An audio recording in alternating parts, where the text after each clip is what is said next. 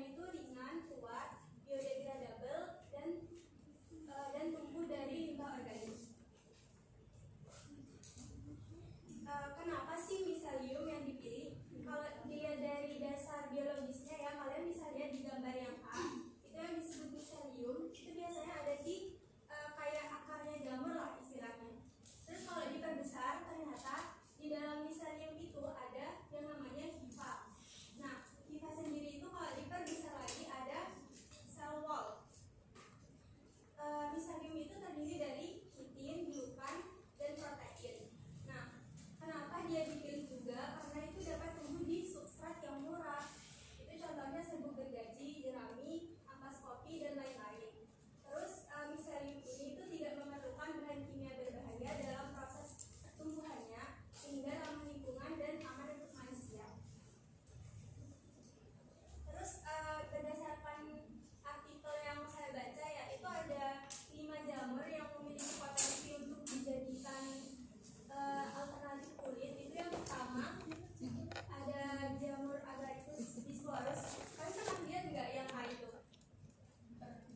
Jamur putih. Karena itu jamur pancing guys. Terus yang kedua itu ada Ganoderma lucidum. Terus ada Fomentarius. Terus ada Pleurotus obsteratus, sama yang terakhir itu Helinus ellipsoideus. Jamur tiram ya yang terakhir. Next. Terus untuk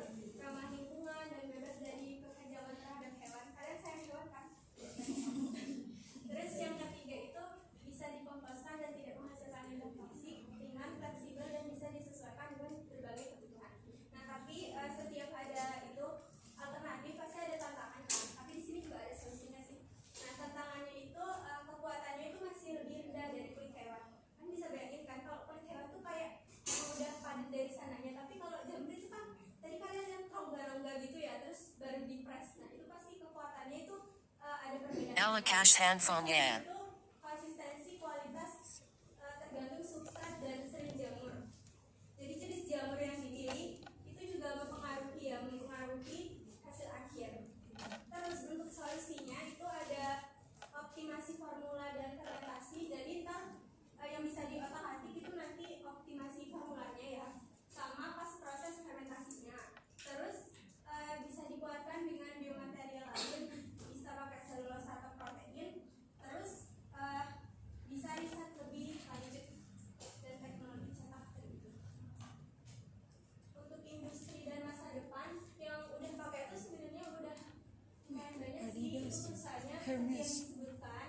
Terus brand yang besar juga pakai Adidas, Hermes. Terus pasar kulitnya itu 9% itu berarti kayak meningkat terus gitu. Terus dapat bersaing lah dengan kulit konvensional. Untuk produknya tadi itu ada di judul maka itu. Tapi tetapnya kayaknya harus nyampur juga dengan kulit hewan ya, nggak 100% kulit jamur kayaknya. Tapi ada yang 100% kulit jamur ya. Lebih mahal harganya? Ya lebih mahal. Sebenarnya rusak pula itu. Iya menarik ya. Jadi ini menggantikan kan produk kulit memang banyak, sepatu, tas, semua alat-alat olahraga juga ya kan banyak yang pakai kulit juga. Dia mencoba menggantikan bahan baku, tapi bahan baku kulit, mungkin bahan baku kulit sintetik ya. Kalau kulit hewan, ya tadi kalau kulit hewan kelemahannya karena kalau pecinta hewan tuh protes gitu ya, aksi-aksi pecinta hewan. Terus dengan ada yang pecinta jamur nggak? Protes nggak? Enggak sih. Kalau kulit sintetik ya semula sebelum kulit hewan ya kulit sintetik dulu mau digantikan ya. Kalau kulit sintetik itu dari apa sih? Dari plastik. Dari plastik ya. Ya. Karena kalau kulit plastik itu kalau kulit sintetis kalau dipakai terus-terusan dia aman. Tapi kalau modelnya yang disimpan dipakai berapa lama itu yang bikin dia nggak awet. Tapi kalau dia pakai tiap hari justru dia awet katanya. Kulit sintetik itu. Ya. Oke, bagus, menarik ya. Itu banyak juga idenya itu. Berarti bagaimana caranya membuat pemadatannya itu lebih optimal. Itu ada juga tadi penambahan bahan tertentu ya. Tambahannya itu mungkin yang bisa dicari ke pasnya yang ramah lingkungan juga. Ya, terus tetap stabil, jangan-jangan nanti kena matahari dong, berubah warnanya kulitnya. Gitu ya. Ya, terima kasih. Kira-kira kalau kulit jamur ini dia juga akan mudah jamuran nggak? Kalau itu kan paling gampang jamuran, dia nggak tentu pas tapi dia jamuran. Kalau dia dari jamur, ya terima kasih.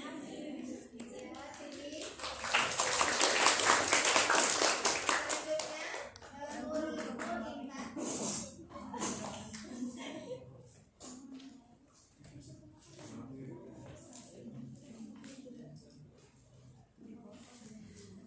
Assalamualaikum warahmatullahi wabarakatuh.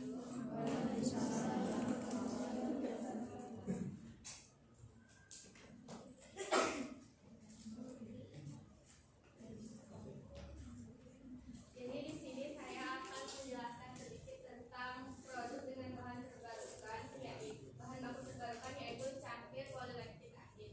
Nah sebelumnya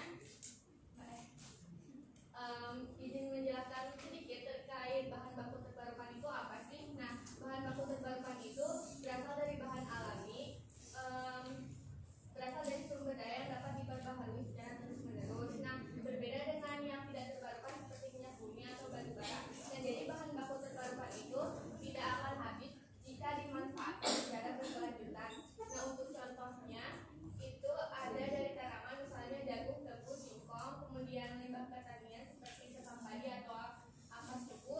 Kemudian contohnya juga ada minyak nabati dari kelapa dan bahan bakunya yaitu mikroorganisme.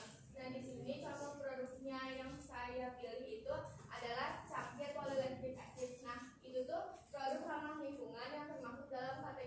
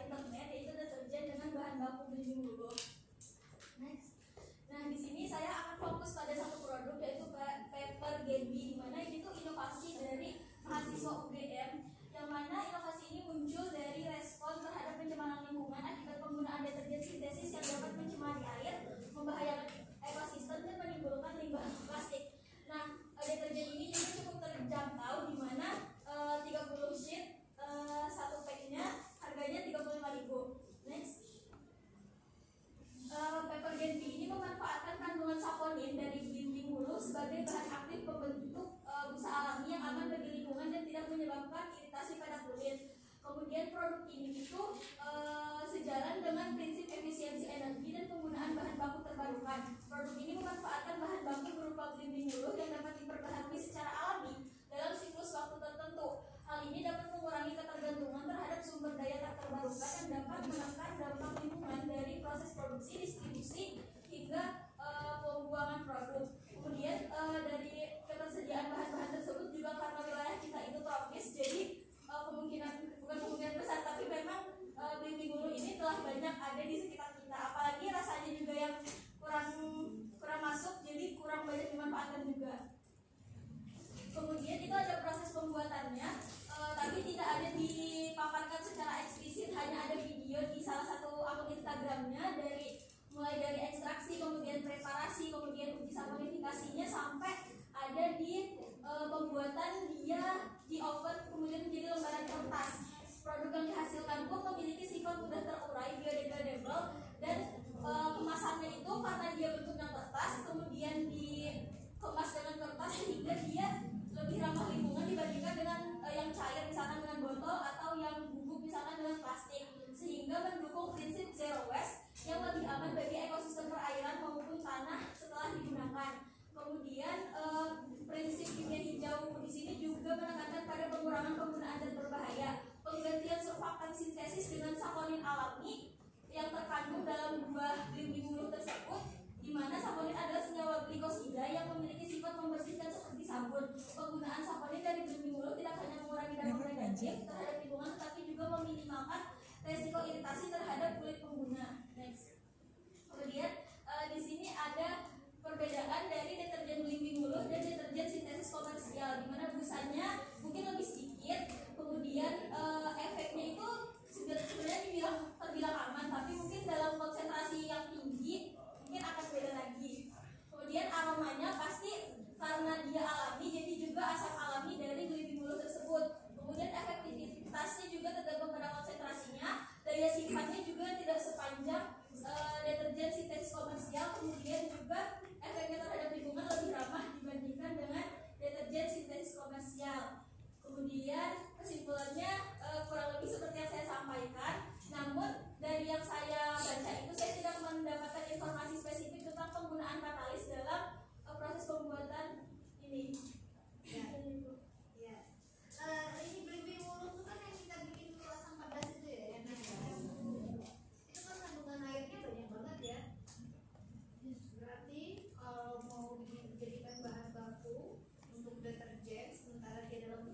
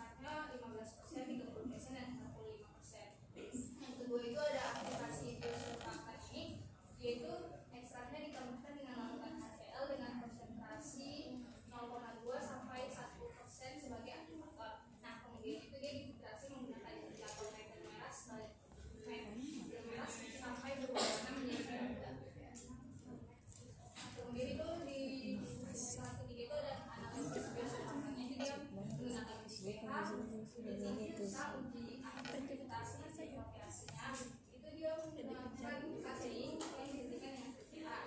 Nah, supernatta dicampur dengan natrium karbonat dan kolin itu diukur serapannya pada 556 nanometer. Untuk pembuatan deterjen cairnya itu bahan deterjennya biosurfaktannya itu dicampur dan diaduk dengan bahan-bahan lain selama jam. Nah, di sini dia divariasi suhu ada 30, 50, 70 dan 90. Juga divariasikan dengan kecepatan pengadukannya pada 200, 250, 300 dan 350 ppm. Kemudian produk deterjennya ini diuji dengan organoleptik, pH, kepadatannya dan daya detergensinya. Kemudian diuji juga analisis semalahan limbah deterjen ini dia menggunakan untuk memastikan deterjen aman dan sesuai dengan regulasi yang ada. Itu diukur pH limbahnya, terus BOD-nya, solid dan SS-nya.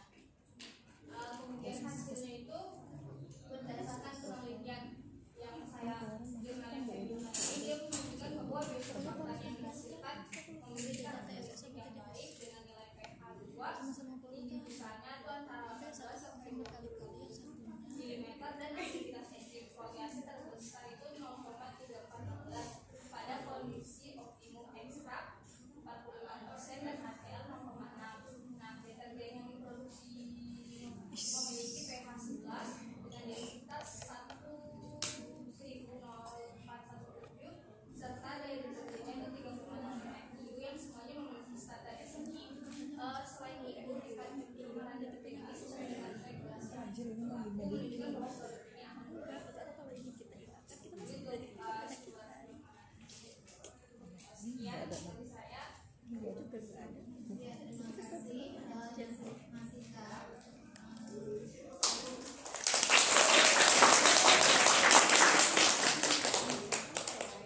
Ya, Mas Ika ini ya deterjen cair. Kalau tadi deterjen lembaran, ada yang juga deterjen yang buat deterjen bubuk juga ada ya. Ini nanti kalau nggak presentasi bukan berarti nilainya lebih rendah, tapi bisa jadi nilainya sama dengan yang presentasi. Karena mungkin bisa yang presentasi ini yang mewakili tanamannya menarik gitu ya.